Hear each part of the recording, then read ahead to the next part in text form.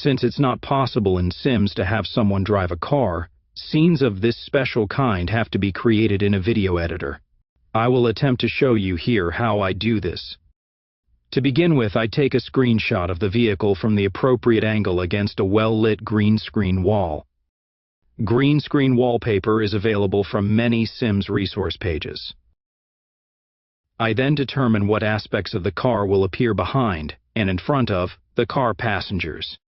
In a photo paint app, I create these separate elements from the original vehicle screenshot, filling in the unwanted portions with background color or pure green as appropriate. This process requires time and care, but should be manageable by most anyone with the appropriate software. Getting the Sims into the vehicle requires a bit of planning. While in full screen, I outline the appropriate head positions on the monitor with easily wiped off white watercolor paint. Then, while in Sims, I place the driver or passengers on a love seat in front of a green screen wall, and in cinematic camera mode, align the face or faces with the markings on my monitor. In the case of a single driver, there is no problem.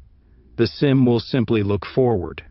Where two Sims are having a conversation, however, I include another Sim facing the driver, otherwise the driver will always be looking to their right. With the third Sim, they will frequently look ahead, which is appropriate since they're supposed to be driving a car.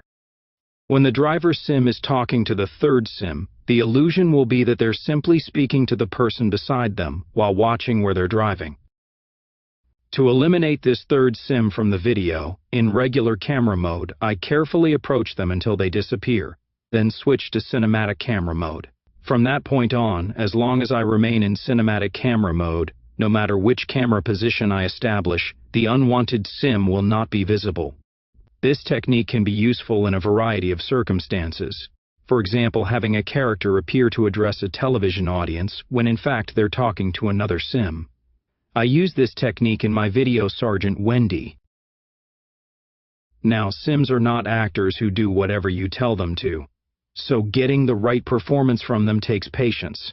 You can get them to talk to one another and, to a degree, affect their mode of expression, but what it often boils down to is recording 20 minutes of conversation to get 30 seconds of screen time where the Sim's gestures, speech patterns, and attitude give you what you need for a scene. Now that you've defined a vehicle and its occupants, you will need a background. If the occupants are just chatting in a parked car, there is no problem. Any appropriate street scene will serve. If, however, you want them to be driving, you will need to create a moving background. First, choose a long straight street from one of the Sims neighborhoods. My example uses a street from Willow Creek. From a high perspective, run the game until there are no people or vehicles in evidence, then pause the game. Next, in cinematic camera mode, establish a position of the appropriate height, angle, and direction at one end of the street.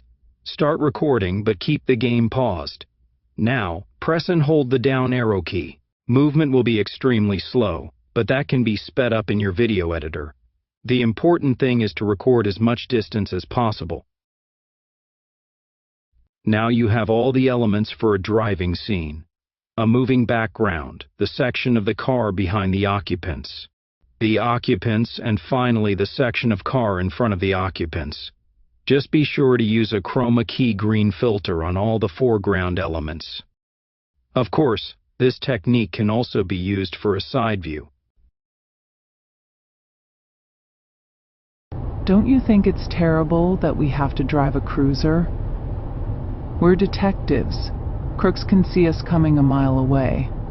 Well, the town's budget doesn't allow for specialized vehicles, such as late model cars.